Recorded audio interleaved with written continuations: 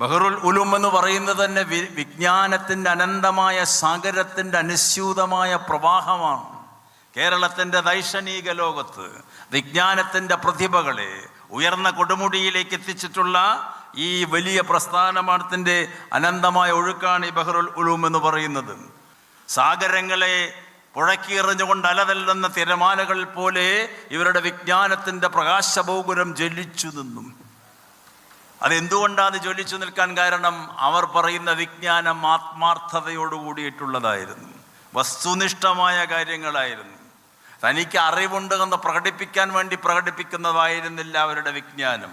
3 തരം വിജ്ഞാനമുണ്ട്. ഒന്ന് ജ്ഞാനം. ജ്ഞാനം എന്ന് പറഞ്ഞാൽ നമ്മളൊരു വിഷയത്തെക്കുറിച്ച് ധരിക്കുന്ന ഏതാണ്ടൊരു ധാരണകൾ, അതിനെയാണ് ജ്ഞാനം എന്ന് പറയുന്നത്. അടുത്ത സ്റ്റേജാണ് വിജ്ഞാനം.